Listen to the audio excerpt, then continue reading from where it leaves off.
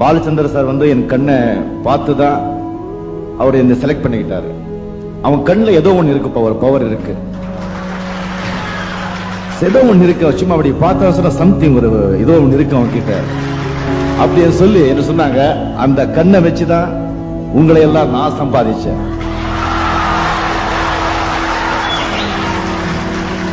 அந்த கண்ணை நான் இப்போ தானம் பண்ணிட்டு இருக்கேன். என் கண்மணிகள், நீங்களும் அதை தானம் பண்றீங்க. என்னுடைய கண்மணிகள் லட்ச பேர்ல இருக்காங்க. ஆண்டவனுங்கிறது இங்கே நமக்குள்ளதான் இருக்க. இந்த நான் இப்படி நான் அப்படி இவ்வளவு பணம் பொண்டாட்டி பந்தம் சொந்தம் அது இது அப்படி செய்யணும் ஆசைகள் எல்லாம் வச்சுட்டு அந்த நிம்மதியே இருக்க முடியாது. When ambition ends, then only peace begins. ஆசைகள் எப்போ உங்களுக்கு குறையுதோ அப்போதான் நிம்மதி தானா மேலும். ரொம்ப நாளா என் மனசுல இருக்கிறது. சோ இந்த 1.25 ஏக்கர் இடம் இருக்கிற இந்த ராகவேந்திரா மண்டபத்தை நானு என் பேர்ல இருக்கிற ராகவேந்திரா மண்டபத்தை இந்த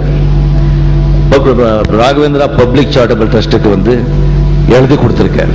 அதுல ஒரு பைசாவும் என்ன வாழ வைத்த தேவங்களான தமிழக மக்களுக்கு நாம வந்து நல்லது செய்யணும்னு நினைக்கும் போது உடனே செஞ்சிடணுமா, கெடுதல் செய்யணும்னு சொல்லும் போது கொஞ்சம் தள்ளி போடணும். அதனால இந்த நல்ல நாளைக்கு எப்படி இருக்கும் மைண்ட் மாறுமோ தெரியாது. அதனால உடனே உயிர் எழுது.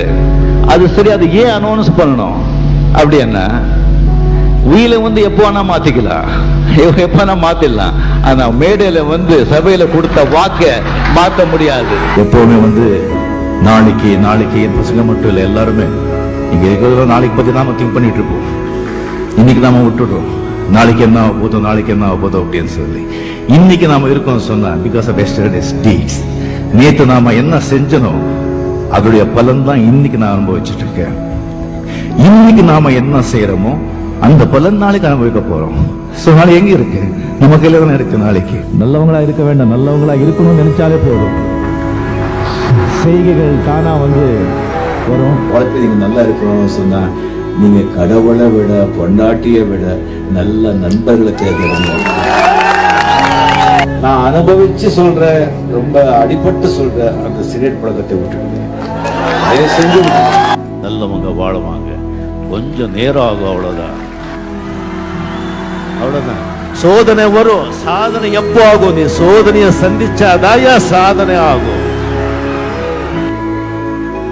சாப்பிட்டது உடம்புலயே தங்கிட்டா உடம்பு கெட்டு போகும், சம்பாதிச்சது நாமளே வச்சுக்கிட்டா வாழ்க்கை கெட்டு போகும். டாப்ல போறவங்க எல்லாருமே தனியாதான் இருப்பாங்க. எந்த உச்சிக்கு நம்ம போனா கூட வாழ்க்கையில வந்து நம்ம சாதனை செய்யணும் சொன்னா கீழே இறங்கிதான் வரணும். மறுபடியும் போகணும்.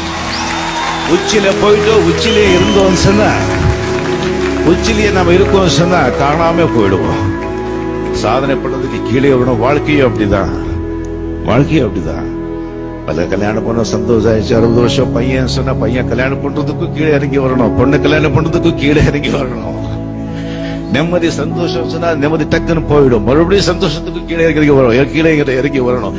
இறங்கி மேலே போறதா வாழ்க்கையை அது சந்தோஷமா செய்யலாம். Many people don't believe miracles. Miracles do happen. See, an ordinary bus conductor sharing a dais with the greatest living legends. It's a miracle. Miracles do happen.